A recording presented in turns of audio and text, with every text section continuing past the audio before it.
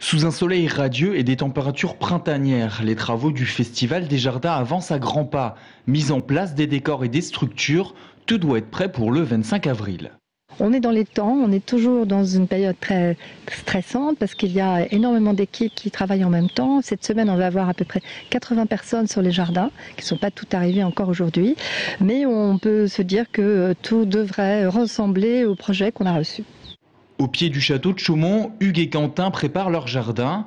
Intitulé Émeraude, l'œuvre qu'ils ont conçue représente un massif de plantes dans le thème du festival, Jardin des délires, Jardin des délices.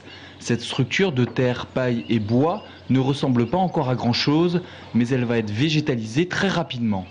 Le sujet un peu de Chaumont, c'est travailler un peu sur l'éphémère et notamment cette année, c'est un jardin des délires, jardin des délices. On est beaucoup dans la foisonnance, dans l'exubérance et du coup la difficulté là, c'est de justement essayer de créer cette exubérance végétale en très peu de temps finalement, puisque on plante quasiment un mois avant l'ouverture et du coup il y a un peu un challenge là à ce niveau-là.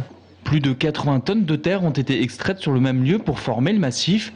Émeraude, c'est un parcours où l'on fait jouer son imagination en levant les yeux sur un jardin presque inaccessible.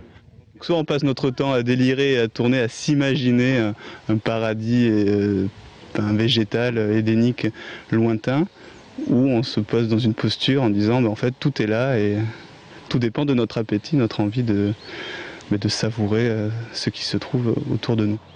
Comme chaque année, le Festival des Jardins accueillera près de 200 000 visiteurs.